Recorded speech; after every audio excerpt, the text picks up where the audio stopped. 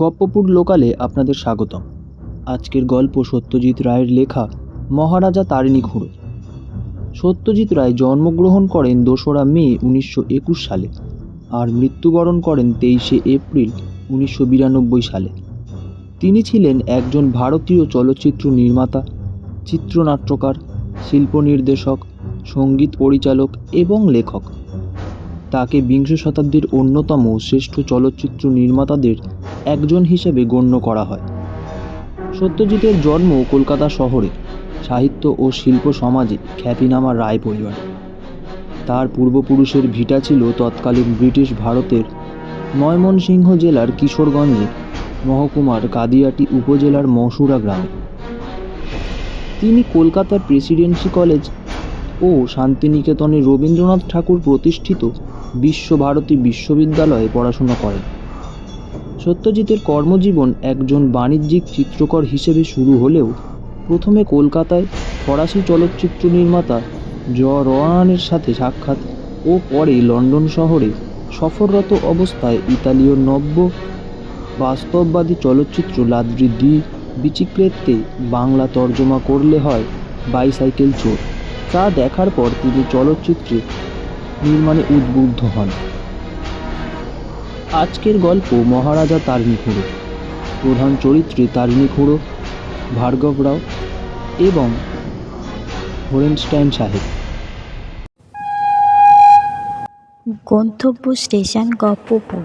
পরবর্তী স্টেশন গপ্পপুর। সকল যাত্রীদের উদ্দেশ্যে জানানো হচ্ছে, পুরো গল্পটি শুনে মন্তব্য এবং উৎসাহ প্রদান করার জন্য অনুরোধ করা হচ্ছে।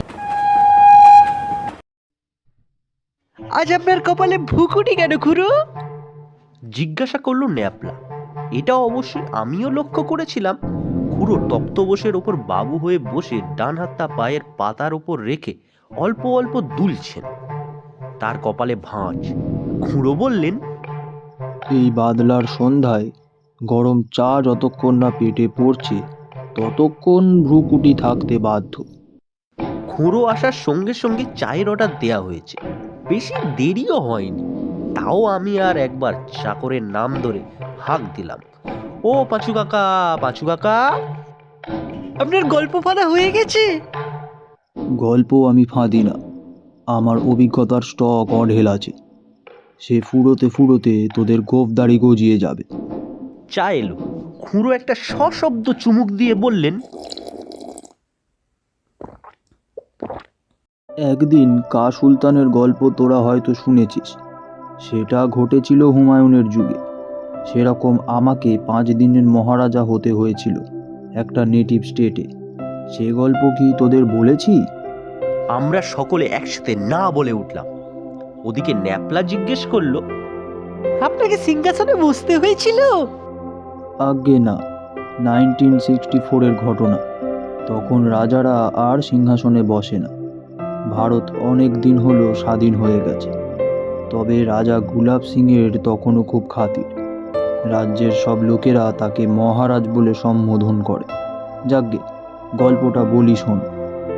খুড়ো কাপে আরেকটা চুমুক দিয়ে তার গল্প শুরু করলেন।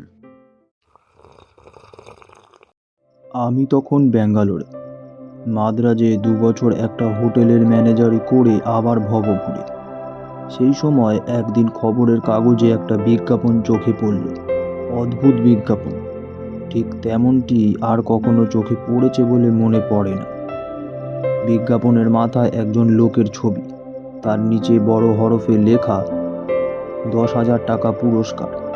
তারপর ছোট হরফে লিখেছে যে ছবির চেহারার সঙ্গে আদল আছে এমন লোক যদি কেউ থাকে, সে যেন নিম্নলিখিত ঠিকানায় অ্যাপ্লাই করে তার নিজের ছবি সমেত। যাদের চেহারা মিলবে তাদের ইন্টারভিউতে ডাকা হবে। ঠিকানা হলো ভার্গব রাও, দেওয়ান, মন্দের স্টেট, মাইনসোর। মন্দের নামে যে একটা নেটিভ স্টেট আছে সেটা টক করে মনে পড়ে গেল, কিন্তু বিজ্ঞাপনে যার ছবি রয়েছে তিনি যে কে সেটা বুঝতে পারলুম না। নাই বা বুঝি, এটুকু বুঝি যে এই চেহারার সঙ্গে আমার নিজের চেহারার বিলক্ষণ মিল। আমি যদি আমার গোঁফটাকে একটু সরু করে ছাঁটি তাহলে দুই চেহারার তফাৎ করা মুশকিল হবে। গোঁফ হেঁটে ভিক্টোরিয়া ফটো স্টেটে গিয়ে একটা পাসপোর্ট সাইজের ছবি তুলিয়ে অ্যাপ্লাই করে দিল। 10,000 টাকার লোভ সামলানো কি সহজ কথা? 7 দিনের মধ্যে উত্তর এসেছিল। ইন্টারভিউয়ের জন্য ডাক পড়েছে। যাতায়াতের খরচ বিজ্ঞাপনদাতারাই দেবেন। বোর্ড অ্যান্ড লজিংও তাদের দায়িত্ব। আমি যেন অবিলম্বে মন্দর রওনা দিই। এও বলা ছিল চিঠিতে যে আমি যেন দিন 10 মতো জামা কাপড় নিয়ে নিই। পরের দিন একটা টেলিগ্রাম ছেড়ে দিয়ে রওনা দিয়ে দিল। হুগলি ছাড়িয়ে 2 স্টেশন পরেই মন্দর। আমার জন্য স্টেশনে লোক থাকার কথা। অনেকখানি রাস্তা। ভাবতে ভাবতে গেলুম এই বিজ্ঞাপনের কি মানে হতে পারে। যে ভদ্রলোকের ছবিটা দেওয়া হয়েছিল বিজ্ঞাপনে তিনি যে সম্ভ্রান্ত বংশের লোক তাতে সন্দেহ নেই, কিন্তু তার জোড়া কেন দরকার হবে তা আমার মাথায় ঢুকলো না। মন্দর স্টেশনে সুটকেস নিয়ে নেমে এদিক ওদিক দেখছি।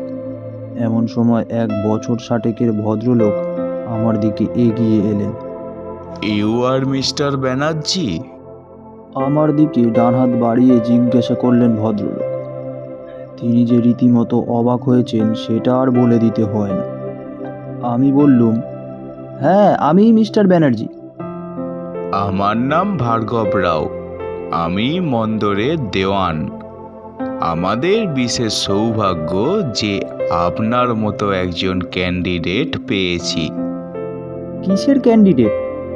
আগে গাড়িতে উঠুন, পথে যেতে যেতে সব কথা হবে। আমাদের এখন রাজবাড়ি যেতে হবে, এখান থেকে 7 কিলোমিটার।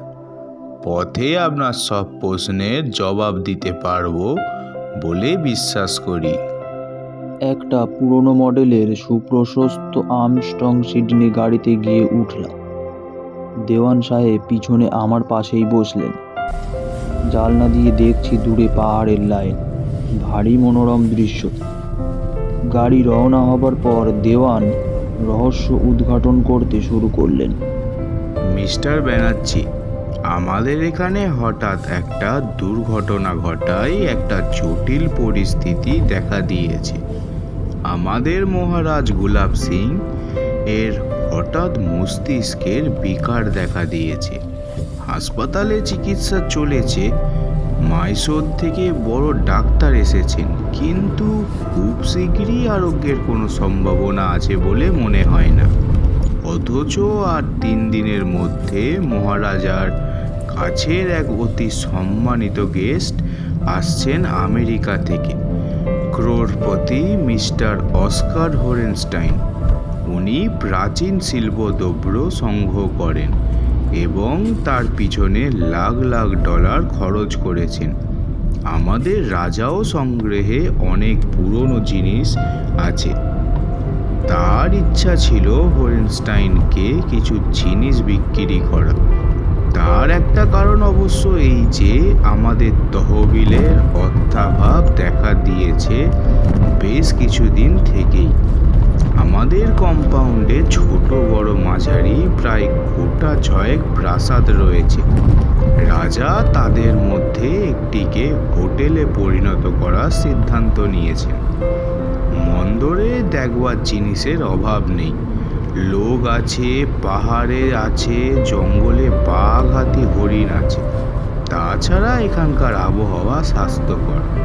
ঠিকমতো বিজ্ঞাপন দিলে হোটেলের ব্যবসা মার খাবে বলে মনে হয় না, কিন্তু তার আগে কিছু নগদ টাকা পাওয়ার সম্ভাবনা ছিল হোরেনস্টাইন এর কাছে। সেই জন্য তাকে আর আমরা আসতে বারণ করিনি বা রাজার অসুখের কথা বলিনি। বুঝতেই পাচ্ছেন। বুঝতে আমি পেরেছিলাম। বললাম, তার মানে খবরের কাগজের ছবিটা ছিল রাজার ছবি, আর আমাকে কিছুদিনের জন্য রাজার ভূমিকায় অবতীর্ণ হতে হবে। শুধু যে কদিন হোরেনস্টাইন থাকবেন সেই কদিন। হোরেনস্টাইনের সঙ্গে রাজার আলাপ হয় কোথায়? আমেরিকায় মিনিয়াপোলিস শহরে, যেখানে রাজা বেড়াতে গিয়েছিলেন মার্চ মাসে। রাজার একমাত্র ছেলে মহিপাল সেখানে ডাক্তারি করে। মিনিয়াপলিসে থাকতে একটা পার্টিতে রাজার সঙ্গে হোয়েনস্টাইনের আলাপ হয়। সেখানেই রাজা তাকে আমন্ত্রণ জানান। হোয়েনস্টাইনের শিকারের শখও আছে, কাজেই একদিন শিকারের বন্দোবস্ত করতে হবে। আপনি গুলি চালাতে পারেন? আমি বললাম, বিলক্ষণ, যদিও শিকার করিনি প্রায় 10-12 বছর। এ শিকার হাতির পিঠে থেকে, কাজেই অপেক্ষাকৃত নিরাপদ। আপনি যে রাজার সংগ্রহের কথা বলেছিলেন, এগুলো কি ধরনের জিনিস? বেশিরভাগ অস্ত্রশস্ত্র, ছোড়া, ঢাল, তরোয়াল, পিস্তল এসব প্রচুর আছে, এবং দেখলেই বুঝতে পারবেন সেগুলো কত মূল্যবান। এছাড়া প্রাসাদের জিনিসপত্র, আতরদান, আলবোনা ছবি, ফুলদানি এসবও আছে। আমার মনে হয় না আপনাকে বেশি পীড়াপিড়ি করতে হবে। সাহেবের কথা যা শুনলাম তাতে তিনি নিজেই কিনতে আগ্রহী হবেন। ইনি আসবেন বলে রাজা একটা দামের তালিকাও করে রেখেছিলেন, সেটাও আপনাকে দিয়ে দেব। দেওয়ানের সঙ্গে কথা বলে সমস্ত ব্যাপারটা বুঝতে পারলাম। আমাকে সাজতে হবে 5 দিন কা সুলতান, তারপর আবার যে কে সেই। অবশ্যই পারিশ্রমিক কথাটা ভুললে চলবে না। তখনকার দিনে 10,000 টাকার ভ্যালু এখনকার চেয়ে 5 গুণ বেশি। রাজবাড়ির বিশাল ফটক দিয়ে যখন গাড়ি ঢুকছে, তখন বুকের ভিতর বেশ একটা দুরু দুরু অনুভব করছিল, কিন্তু সত্যি বলতে কি, নার্ভাস একটুও হইনি। গাড়িতে দেওয়ান বার তিনেক আমার দিকে চেয়ে দেখে বললেন, আমি স্বপ্নেও ভাবিনি যে আমাদের বিজ্ঞাপনের উত্তরে আমরা রাজার এমন একজন জোড়া পেয়ে যাব। আমি ধরেই নিয়েছিলাম আমাদের অতিথিকে জানিয়ে দিতে হবে তিনি যেন না আসেন। এখন দেখছি সাপও মরল, লাঠিও ভাঙল না। সাহেব আসবেন বুধবার, আজ রবিবার। সেসব খবরও আমার খুব কাজে দিল। 3 দিনের শেষে আমি দেওয়ানকে বললাম একদম তৈরি আমি। এছাড়া আর একটা কথা, আমি 2 দিন থেকে বলবো করছিলাম, আজ সেটা বলে দিলাম। দেওয়ানজি, ব্যবস্থা সবই ভালো, কিন্তু আমার দ্বারা ওই রাজসজ্জায় শোয়া চলবে না। অত নরম বিছানায় শোয়া আমার অভ্যেসে নেই, ওতে ঘুমের ব্যাঘাত হয়। তাতে দেওয়ানজি জিজ্ঞাসা করলেন, তাহলে আপনি থাকবেন কোথায়? আমি বললাম, কেন, আপনার এখানে তো অনেক ছোট ছোট প্রাসাদ রয়েছে, লাল কোঠি, পিলা কোঠি, সফেদ কোঠি, এর একটাতেও থাকা যায় না? তা অবশ্যই যায়। দেওয়ান চিন্তিতভাবে বললেন, একদিক দিয়ে লালকুঠিতে থাকার খুব সুবিধে। একটা চমৎকার শোয়ার ঘর আছে, যেখানে মহারাজার বাপ মাঝে মাঝে থাকতেন। শত্রুঘ্ন সিং এক বাড়িতে বেশি দিন থাকা পছন্দ করতেন না, তার জন্য নানা রকম ছোট ছোট বাসস্থান বানানো হয়েছিল। বেশ তো, সেই লাল কোঠিতেই থাকবো। থাকবেন? কেন, অসুবিধাটি কি? একটা ব্যাপার আছে। কি ব্যাপার? বছর 50 বয়সে শত্রুঘ্ন সিংয়ের মাথা খারাপ হয়ে যায়। উনি নিজের মাথায় রিভলভার মেরে আত্মহত্যা করেন, এবং সেটা করেন ওই লাল কুঠির শোয়ার ঘরেই। আপনার ধারণা তার প্রেতাত্মা বাস করেন ওই ঘরে? সে তো জানি না। তার মৃত্যুর পর ও ঘরে আর কেউ থাকেনি। তাহলে ওই ঘরে আমি থাকব। এই অভিজ্ঞতার সুযোগ ছাড়া যায় না। আমি অনেক ভূত দেখেছি, তাই আমার ভূতের ভয় নেই। আর বিছানাটা যেন অত নরম না হয়। দেওয়ানজি রাজি হয়ে গেলেন। অবশ্যই অবাকও কম হননি। একজন বাঙালির যে এত সাহস থাকতে পারে, সেটা বোধহয় উনি ভাবতে পারেননি। সেই দিন বিকেলে সাহেব এসে পড়লেন। বয়স আন্দাজ 50, আমার চেয়েও ইঞ্চি 3 লম্বা। মুখের সব মাংস যেন থুতনিতে গিয়ে জমা হয়েছে। নীল চোখে সোনালি চশমা, মাথায় কাঁচা পাকা মেশানো চুল, মাঝখানে সিঁথি করে বাঘ ব্রাশ করা। সাহেব আসা মাত্র অবশ্যই আমি তার সঙ্গে দেখা করিনি।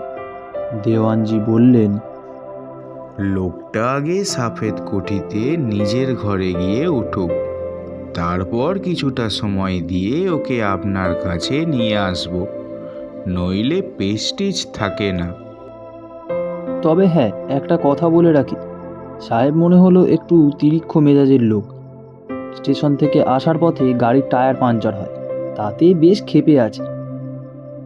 আমি মনে মনে ঠিক করেই রেখেছিলুম যে সাহেব মেজাজ দেখালেও আমি দেখাবো না। আমার সঙ্গে দেখা হতেই রাগ আর রসিকতা মিলিয়ে সাহেব বললেন, well Maharaj, what kind of welcome is this? মাঝ রাস্তায় আমায় 15 মিনিট রোডে দাঁড়িয়ে থাকতে হলো। আমি যথাসাধ্য অ্যাপোলাইজ করলুম। বললুম যে আর কোনো গলতি হবে না সে গ্যারেন্টি দিচ্ছি। সাহেব চেয়ারে বসলেন, তার জন্য শরবত এলো। সেটা খেয়ে যেন মাথাটা ঠান্ডা হলো। আমি বললুম, তুমি এখানে কি কি করতে চাও সেটা আমাকে বলো। অবশ্যই আমার মোটামুটি জানাই আছে, আর সে অনুযায়ী ব্যবস্থাও করেছি, কিন্তু আমি তোমার মুখ থেকে শুনতে চাই। সাহেব বললেন, আমার শিকারের শখ আছে, আমি বাক্স মারতে চাই, এর ব্যবস্থা করেছো? আমি মাথা নেড়ে জানালাম, করেছি। আর আমি তোমার সংগ্রহ থেকে কিছু জিনিস কিনতে চাই আমার সংগ্রহের জন্যে। বিশেষ করে সামনের বছর আমার বিয়ের রাজার জয়ন্তী, আমার স্ত্রীর জন্য একটা ভালো উপহার নিয়ে যেতে চাই। আশা করি তেমন জিনিস আছে তোমার সংগ্রহে। সেটা তুমি দেখলেই বুঝতে পারবে। ভালো জিনিসের অভাব নেই আমার 150 বছরের সংগ্রহে। দুপুরে খাবার পর সাহেবকে সংগ্রহশালায় নিয়ে যাওয়া হলো। আমিও অবশ্য প্রথম দেখলুম জিনিসগুলো, দেখে চোখ জুড়িয়ে গেল। এমন মহামূল্য জিনিস হাতছাড়া হয়ে যাবে ভাবতে আমার খারাপ লাগছিল। হরেনস্টাইন দেখলাম সমজদার লোক, সে চটপট কেনবার মতো জিনিস আলাদা করে রাখতে লাগলো। সব শুদ্ধ প্রায় 10 লাখ টাকার জিনিস এইভাবে বাঁচল, কিন্তু তাও তার কপাল থেকে ভ্রুকুটি যায় না। ব্যাপার কি? শেষটায় সে বলল, সবই হলো, কিন্তু ক্যাথলেনের উপযুক্ত কিছু পেলাম না। এখনো কোনো ভালো ডায়মন্ড ব্রোঞ্জ জাতীয় জিনিস তোমার নেই? আমার স্ত্রীর পাথরের উপর ভীষণ ফ্যান্সি, একখানা ভালো পাথরও যদি পেতাম তার জন্যে। আমি মাথা নেড়ে আক্ষেপ জানালাম, ভেরি সরি মিস্টার হরেনস্টাইন, পাথর থাকলে আমি তোমাকে নিশ্চয় দিতাম। দিনের বেলাটা সাহেবকে রাজার বড় গাড়ি লাগতে ঘুরিয়ে শহরের নানা দৃশ্য দেখানো হলো। সন্ধ্যায় দুজনে বসে কিছুক্ষণ দাবা খেললাম। বুঝতেই পারছিলাম সাহেব তার গিন্নির জন্য লাক্সই উপহার না পেলেন বলে তার মনটা ভারী হয়ে রয়েছে, এবং তাই তার চালে ভুল হচ্ছে। কিন্তু মেজাজের কথা মাথায় রেখে আমি আরও বেশি ভুল চাল দিয়ে তাকে জিতিয়ে দিল। রাত্রি 9টায় সার সোপাচারের ডিনার খেয়ে কফি আর ব্র্যান্ডিতে কিছুটা সময় দিয়ে সাহেব শুতে চলে গেলেন সফেদ কোঠিতে। রাজা নিজে মদ্যপান করেন না, আমিও করি না, এখানে মিলেছে ভালো। আমি শুধু কফি আর একটা ভালো হাভানা চুরুট খেয়ে উঠে পড়লাম। দেওয়ান নিজে এলেন আমাকে লাল কোঠিতে পৌঁছে দিতে। আমি জিজ্ঞাসা করলাম, রাজা আজ আছেন কেমন? দেওয়ান মাথা নেড়ে আক্ষেপসূচক শব্দ করে বললেন, সেই রকমই, ভুল বকছেন। হাসপাতালের নার্সদের খুব জ্বালাচ্ছেন, ডাক্তাররাও হিমশিম খেয়ে যাচ্ছেন। লাল কোঠিতে গিয়ে দেখি এখানে খাট, বিছানা, তোশক, বালিশ সবই অনেক ভদ্রস্থ, অর্থাৎ আমার উপযোগী। দেওয়ানজি যাবার সময় বলে গেলেন, আপনার সাহসের তুলনা নেই। এই ঘরে রাজা শত্রুঘ্ন সিং মারা যাওয়ার পর এই প্রথম মানুষ বাস করছে। আমি বললাম, কোনো চিন্তা করবেন না, আমি সব অবস্থাতেই নিজেকে সামাল দিতে পারি। খাটের পাশে একটা ল্যাম্প রয়েছে, সেটা জ্বালিয়ে কিছুক্ষণ মন্দারের ইতিহাস সম্বন্ধে একটা বই পড়ে 11:30টা নাগাদ বাতি নিভিয়ে দিলাম। পশ্চিমে একটা বড় জানালা রয়েছে, সেটা দিয়ে একসঙ্গে চাঁদের আলো আর ঝিরঝিরে বাতাস আসছে। চোখে ঘুম আসতে বেশি সময় লাগলো না। ঘুমটা ভাঙলো যখন, তখন চাঁদ নেমে গিয়ে ঘরের ভিতরটা আবছা আলোয় ভরে গেছে। চোখ চেয়েই বুঝলাম যে ঘরে আমি একা নই। দরজা যদিও বন্ধই আছে, তবুও জানলার পাশে একজন লোক সোজা আমার দিকে চেয়ে দাঁড়িয়ে আছে। আমারই মতন লম্বা আর আমারই ধাঁচের চেহারা, কেবল গোঁফটা আমার চেয়ে একটু বেশি পুরু। চাঁদের আলোয় খুব স্পষ্ট বোঝা না গেলেও লোকটা যে গাঢ় রঙের বিলিতি পোশাক পরে রয়েছে সেটা আমি বুঝতে পারলাম। আমি কনুইয়ে ভর দিয়ে একটু উঠে বসলাম। বুকের ভিতরে একটা মৃদু কাঁপুনি অনুভব করছিলাম, কিন্তু সেটাকে আমি ভয় বলতে রাজি নই। বেশ বুঝতে পারছি যে যিনি প্রবেশ করছেন তিনি জ্যান্ত মানুষ নন, তিনি প্রেতাত্মা। এবং ইনি যে বর্তমান মহারাজার বাপ শত্রুঘ্ন সিং, তাতেও কোনো সন্দেহ নেই। ইনি এই ঘরে নিজের মাথায় রিভলভার মেরে আত্মহত্যা করেছিলেন। I have come to tell you something. গম্ভীর গলায় বললেন প্রেতাত্মা। বাকি কথাও ইংরেজিতেই হলো। আমি সেটা বাংলায় বলছি। আমি জিজ্ঞাসা করলাম, কি বলতে এসেছেন আপনি? আজ থেকে 30 বছর আগে আমি একটা মহামূল্য পাথর কিনেছিলাম ভিয়েনাতে একটা নিলামে। সে পান্না কি হলো? এখনো আছে আমার ছেলের আলমারির দেরাজের একটা মখমলের বাক্সেতে। যদি পারো তো সেটা বিক্রি করে দাও। খরিদ্দার যখন পেয়েছো তখন এ সুযোগ ছেড়ো না। কেন বলছেন এ কথা? এ পাথর শয়তান পাথর। যখন কিনি তখন আমি জানতাম না ওর প্রথম মালিকের নাম ছিল লুক্সেমবুর্গের কাউন্ট ডারিয়ান। সে তার কেল্লা থেকে পড়ে আত্মহত্যা করেছে। তার শরীরের একটা আস্ত হাড়ও ছিল না। তারপর এই পান্না 19 জনের হাতে করে 19 জনই আত্মহত্যা করে।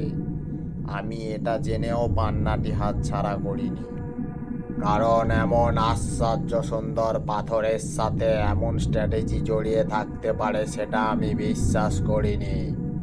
আমার মৃত্যুর জন্য এই পাথরই দায়ী। আজ আমার ছেলের যে মাথা খারাপ হয়েছে তার জন্য এই পাথরই দায়ী। যদিও আমার নাতির কিচ্ছু হয়নি, কিন্তু ভবিষ্যতে। প্রেতাত্মা কথা থামালেন। আমি বললাম, আপনি নিশ্চিন্ত থাকুন। আমার দৃঢ় বিশ্বাস আমি ওই পান্নাকে বিদায় করতে পারব। তবে আমি আসি। চাঁদের আলোয় প্রেতাত্মা ক্রমে অদৃশ্য হয়ে গেল। আমি বাকি রাত আর ঘুমোতে পারলাম না। পরদিন সকালে দেওয়ানকে বললাম রাত্রির ঘটনা। দেওয়ান তো শুনে বললেন, কিন্তু আমি এমন পাথরের কথা জানি না। যাই হোক, আলমারির দেরাজটা একবার খুলে দেখতে হয়। আলমারির দেরাজ খুলে লাল মখমলের বাক্সে পান্নাটা পেতে কোনো অসুবিধে হলো না। পাথর দেখে আমার চক্ষু স্থির। এমন পান্না আমি জীবনে দেখিনি। এবার সাহেবকে ডেকে বললাম, সাহেব, তুমি পাথর চাইছিলে? একটা আশ্চর্য পাথর আমার ব্যক্তিগত সংগ্রহে আছে বটে, কিন্তু সেটা আমার বাবার কেনা, তাই হাতছাড়া করতে দ্বিধা হচ্ছিল। পরে ভেবে দেখলাম তুমি সম্মানিত অতিথি এবং দূর থেকে এসেছো, তোমাকে বিমুখ করার কোনো মানে হয় না। দেখো তো এই পান্নাটা তোমার পছন্দ কিনা। পান্না দেখে সাহেবের চোখ ছানা বড়া হয়ে গেল। দুবার অস্ফুষ্ট স্বরে বললেন, ইটস বিউটি, ইটস বিউটি। আমি আর কিছু নেব না। পান্না সাহেবের হাতে চলে গেল, আর আমাদের হাতে এলো একটা চেক। আশ্চর্য এই যে বিকেলে হাসপাতাল থেকে খবর এলো যে রাজা অনেকটা সুস্থ বোধ করছেন। সাহেবের তরফ থেকে শিকার তেমন জমল না, কারণ জঙ্গল হাঁকেয়াদের কেনেস্তারা পেটানোর চোটে বাঘ জঙ্গল থেকে বেরিয়ে সাহেবের হাতির কাছে এসে পড়া সত্ত্বেও সাহেবের নিশানা অব্যর্থ হলো না। শেষটায় আমার গুলিতেই বাঘ মরল। পরের দিন সাহেব দিল্লি চলে গেলেন। দুদিন পরে কাগজে দেখলাম দিল্লির এয়ারপোর্ট থেকে একটি প্যান আমেরিকান বিমান টেক অফ করার প্রায় সঙ্গে সঙ্গে তার ইঞ্জিনে একটা শকুন ঢুকে পড়ে। প্লেন বিকল হয়ে গোঁত খেয়ে মাটিতে পড়ে। যদিও কেউ মারা যায়নি। যাত্রীদের মধ্যে জোনা 25কে নার্ভাস শকের জন্য হাসপাতাল যেতে হয়েছিল। তাদের মধ্যে ছিলেন মার্কিন ধনকুবের অস্কার এম হোরেনস্টাইন। শেষ হলো আজকের নিবেদন সত্যজিৎ রায়ের লেখা মহারাজা তারিণী খুঁড়ো। ভার্গব রাওয়ের চরিত্রে সুতীর্থ, ন্যাপলা ও হোরেনস্টাইন সাহেবের চরিত্রে পলরব, তারিণী খুঁড়োর চরিত্রে আমি শুভ। গল্প পাঠে ও ধ্বনি পরিকল্পনায় পলরব ও আমি শুভ। নাট্যরূপ ও সমগ্র পরিচালনায় পলরব। পোস্টার ডিজাইন রিতম পাল। আগামী সপ্তাহে ঠিক সোমবার ভারতীয় সময় রাত্রি 9:24 এবং বাংলাদেশীয় সময় রাত্রি 9:54 আরও একটি গল্প নিয়ে হাজির হবে গপ্পপুর লোকাল।